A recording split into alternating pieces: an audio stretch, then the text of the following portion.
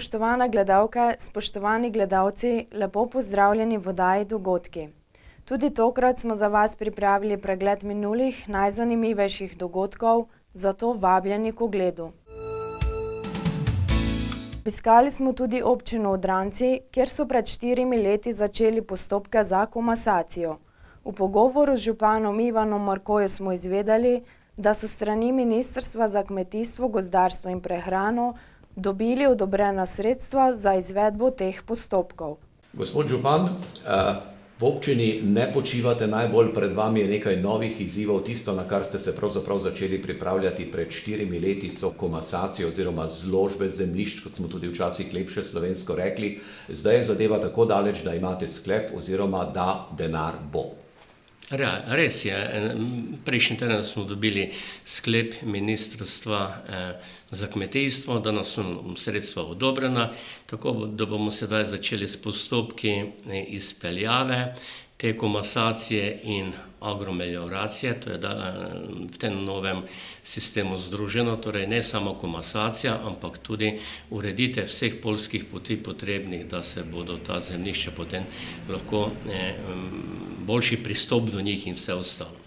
Kot vemo, imamo tu ogrski pravni sistem, ki je povzročil to razdrobljenost parcel in njiv. To je po eni strani koristno, dobrodošlo, po drugi strani je lahko za koga tudi problem, ker so ljudje nekako navezani na to zemljo. Kako je bilo s prijavami, kako so se odločali ljudje? Ja, navezanost na zemljo je res velika, vendar to počasi ni tako izrazno več. Tako da so pred 4 leti naši lastniki parcel se z 80% večino odločili, da grejo v to komasacijo. Mi v Odrancih imamo približno 550 hektarjev kmetijskih zemljišč, ki se bodo komasirala, in ta dela se bodo začela izvajati naslednje leto oziroma mora biti končano celi projekt v 2 letih. Kaj morajo vedeti oziroma na kaj morajo biti pripravljeni lastniki, se zdaj kaj spreminja, kdaj bo to potekalo, kako? Ja, lastniki morajo biti predvsem pripravljeni na to, da bo potrebno nekatera dela opraviti pred samim tem postopkom. Predvsem gre tu za podrtje nekaterih dreves, manjših gozdičkov in tega. Torej vse tisto, kar bo pozneje prišlo v samo komasacijsko področje. Sicer pa se moramo vsi skupaj lastniki zemljišč pripraviti na to, da kmetijske zemlje na obstoječem mestu skoraj da nihče več ne bo imel, nekje drugje se mu bo odmerilo, morda bo za nekoga malo boljša izbrana zemlja, za nekoga malo slabša, vendar bodo to strokovnjaki izravnali z količino na novo dodeljene zemlje. Kakšne druge obveznosti pokrije to vse država? Je potreben kakšen lastni prispevek? Ne, občina je tu morala dati samo denar za projekte, sicer pa je celi projekt financiran iz državnega proračuna, tako komasacija kot agromelioracije. Med prvimi projekti, ki ga izvajamo v občini, je tudi priznani strošek DDV. Tako da od zdaj naprej ni nobenega stroška za ta projekt. Se morajo ljudje o čem pozanimati, bodo obveščeni o tem, kdaj, kako? Ja, prav gotovo. Sedaj je občina svoje delo opravila, torej denar smo priskrbeli. Sedaj pa bo cela zadeva na odboru za komasacijo, ki je bil ustanovljen, in ta odbor bo sodeloval z strokovnjaki, ki bodo to izvajali. Ljudje bodo pa seveda vsem seznanjeni, saj bo celi postopek bo javen, razgrnitve bodo, pripombe se bodo zbirale in tako naprej, tako da bo vsak imel pravico povedati svoje mišljenje v tem postopku. Se pravi, pripombe so možne, ljudje bodo imeli možnost, da povejo, recimo, če se s čim ne strinjajo, čeprav svoje bo pa povedala stroka in tu najbrž kaj veliko ni mogoče, ne? Ja, zagotovo bodo pripombe lahko dane, vendar je pa vprašanje, koliko jih bo kdo upošteval, kot pravite, bo pa stroka svoje povedala. Jaz vem, da ne bo šlo enostavno, ampak žal tako so se odločili in moramo pač to speljati. Je pa res, da kolikor se pa spomnimo iz izkušenj, so bili ljudje na začetku morda malo nejeverni, niso bili najbolj za to, pozneje so pa vendarle ugotovili, da zadeva ni slaba. Zagotovo ne. Poglejte, recimo naši večji kmetje, ki obdelujejo 40-50 hektarjev zemljišč, imajo teh 50 hektarjev v približno 150 parcelah in to je skoraj več neobvladljivo, saj se morajo posebne evidence voditi o tem, kje imajo kaj, kje se nahaja, kdaj morajo na njivo, pa tudi sicer za same stroške kmetijske pridelave več to ni ekonomično in zato se tudi ljudje tega nekako otepajo in več ali manj dajo svoje manjše parcele v najem tem večjim kmetom, ki se s tem ukvarjajo. No pa tudi za tistega, ki ima malo, je zadeva praktična, ker na vse zadnje se res na tej mali njivi komaj obrneš pa... Res je, ampak je njegova in to je tisto, kar najbolj muči prebivalstvo je to, da pravijo, saj nikogar nič ne stane, moje je to, sem jaz podedoval. Ampak nažalost te sledi več ne bodo tako močne, kot so bile do zdaj. Čaka vas še nekaj nalog v Parku kulture, boste spet gradili? Ja, gradili bomo Prekmursko hišo, Cimpračo bomo gradili še letos, pa ne samo tam, tam postavljamo tudi še nekatere nove ekipe, ki bodo to kulturno podobo tistega kraja malo polepšali. Začeli bomo graditi naslednji mesec, bo nekako najbolj aktiven, bomo začeli graditi semaforje pri industrijski coni in tudi igrišče, ali kako bi človek rekel, stezo za kolesarje, asfaltno stezo za kolesarje v športnem parku. To je ta grbinasta, torej za kolesarje z BMX-i, za to dirkanje, skakanje in padanje. In padanje, tako stezo bomo naredili.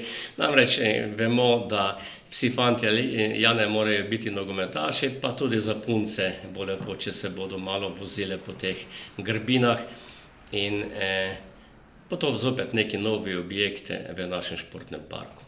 Prostora še imate kaj, ker vemo, da ste že nekoč rekli, da je pravzaprav občina polna, da se ne da postaviti kaj novega? Pa s temi komasaciji bomo nekatere prostore še pridobili.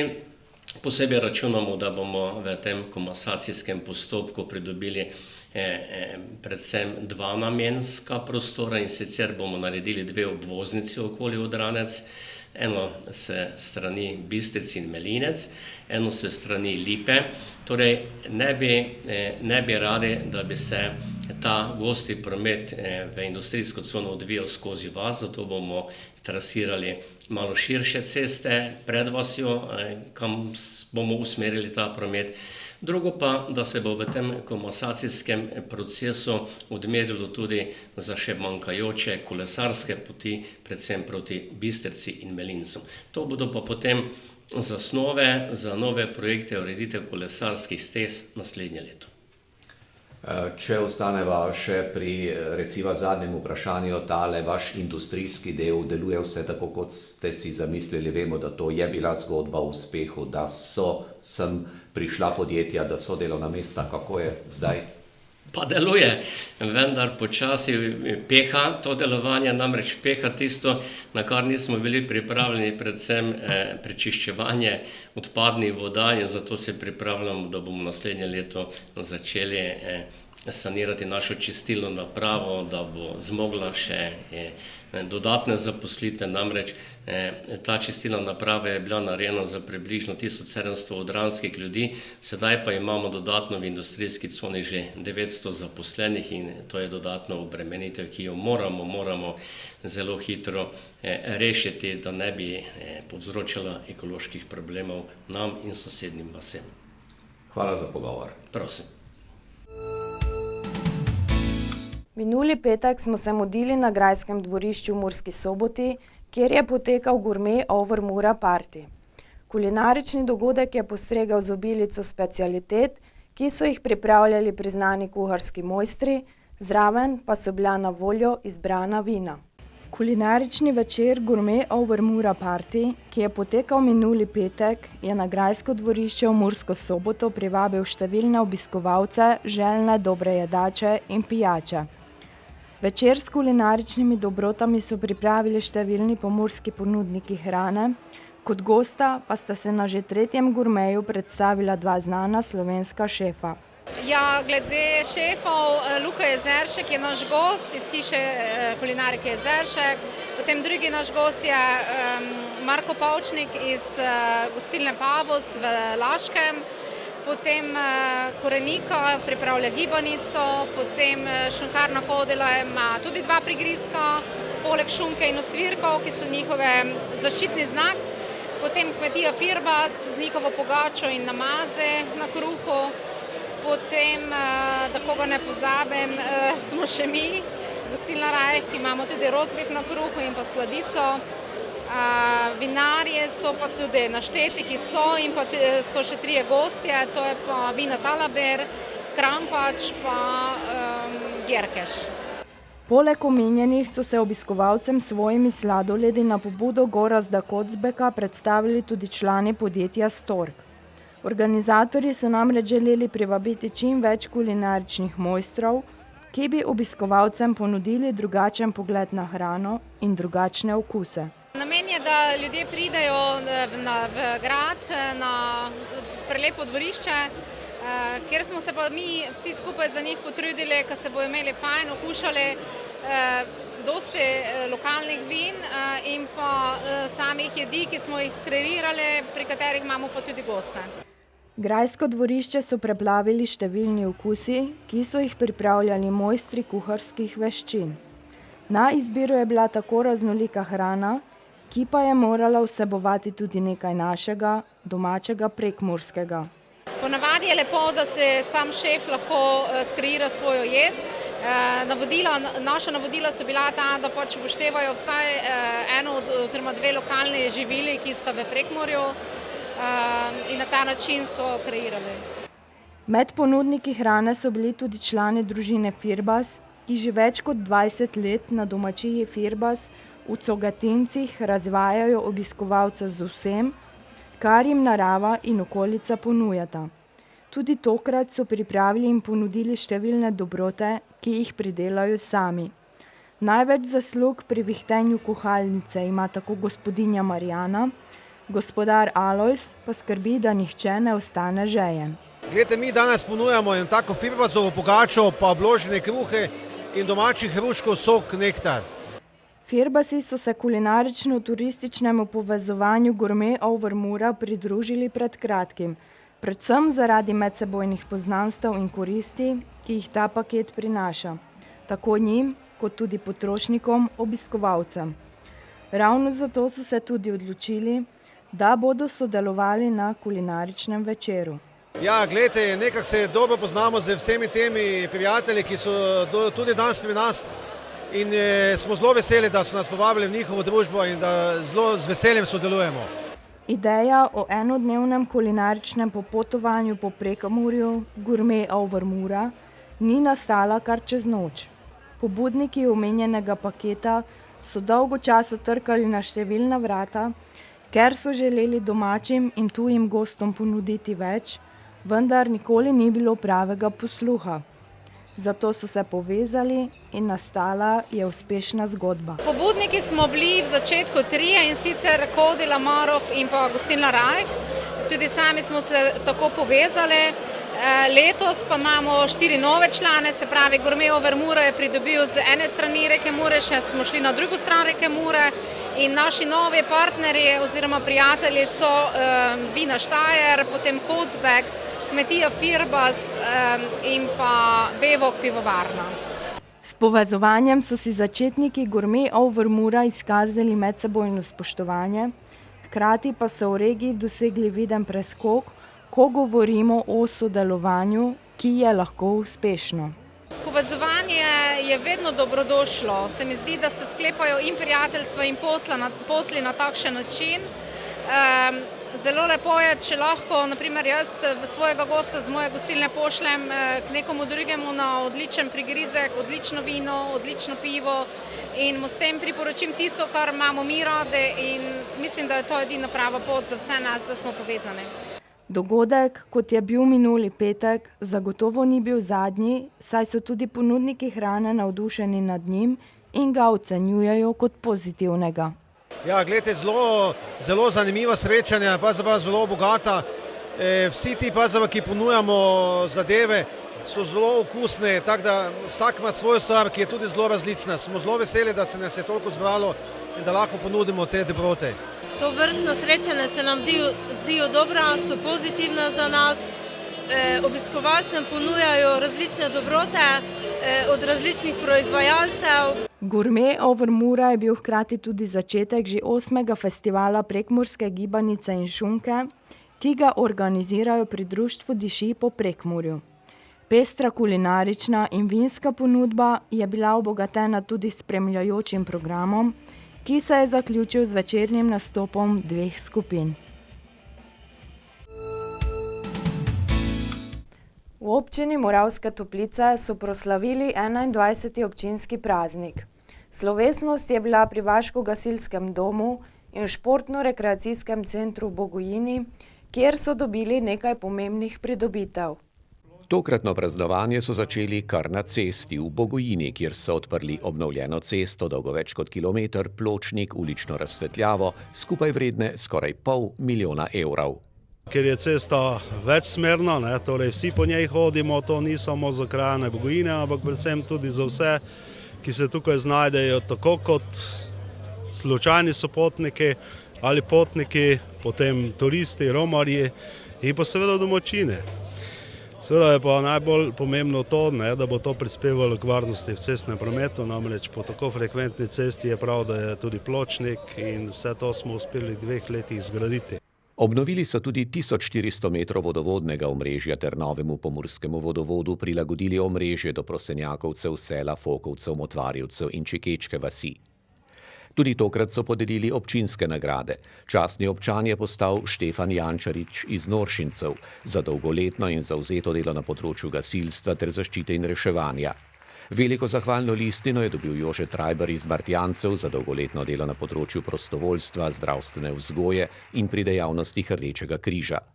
Podelili pa so tudi priznanja občine Moravske Toplice.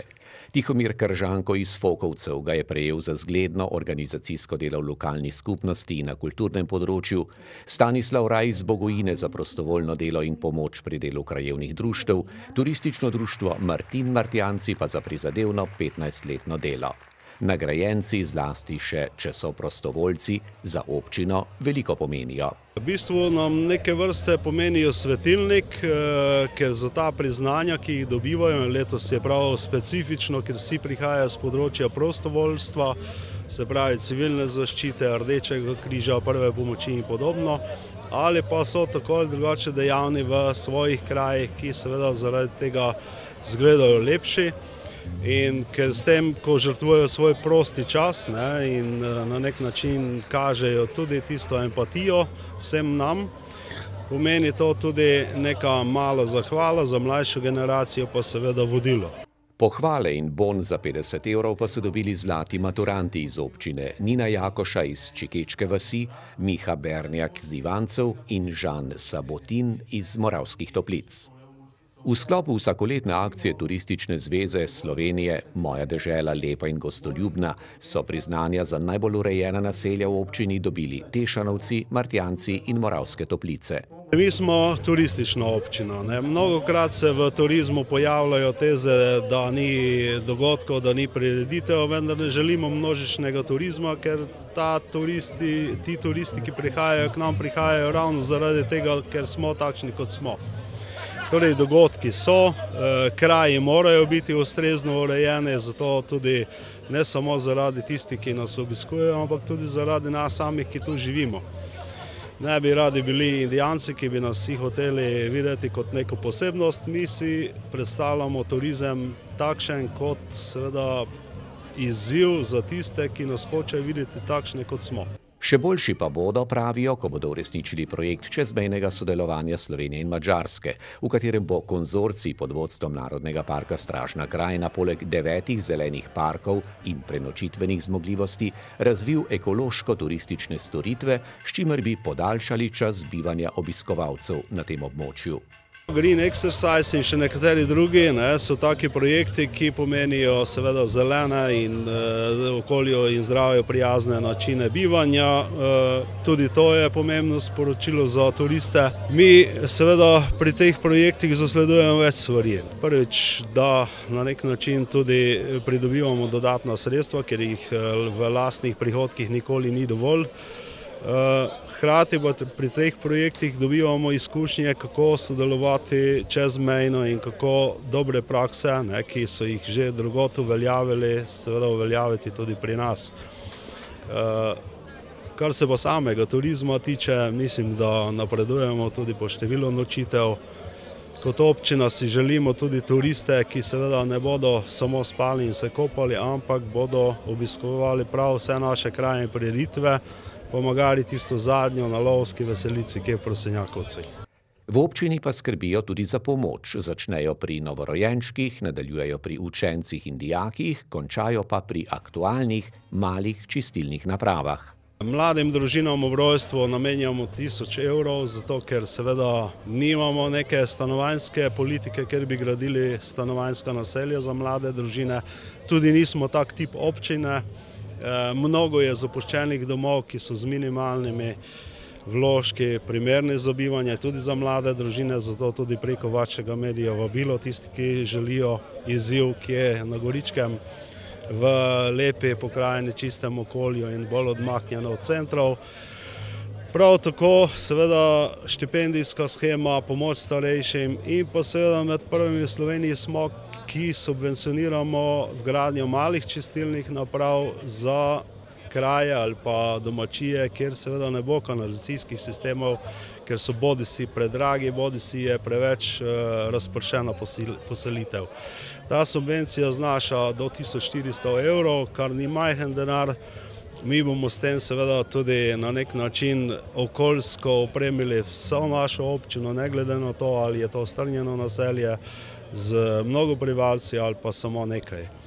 In s tem seveda zasledujemo tudi evropsko direktivo in naše predpise. Ob uspehih pa jih čaka še manj prijetno delo, obnova šole, ki je nedavno ostala brez strehe. Šola bo imela novo ostrešje do konca septembra in takrat bo tudi stekel pouk na tej šoli. Zdaj se zahvaljujemo tudi za gostoljubje ekonomski šoli v Murski Soboti, tako da mislim, da bo potem vse pripravljeno, da pouk poteka tukaj. Seveda bodo pa ostale manjše stvari, kot je pleskanje in druga drobna popravila še čakala celo leto. Slavnostni govornik na prireditvi je bil župan, v kulturnem programu so nastopili otroci iz vrtca Bogojina, učenci osnovne šole Bogojina, prekmurska godba Bakovci in folklorna skupina Kuda Jožef Košič Bogojina. Hvala, ker ste nas spremljali. Vabimo vas, da si tudi naslednjič ogledate izbor vseh minulih prireditev v naši oddaji Dogodki.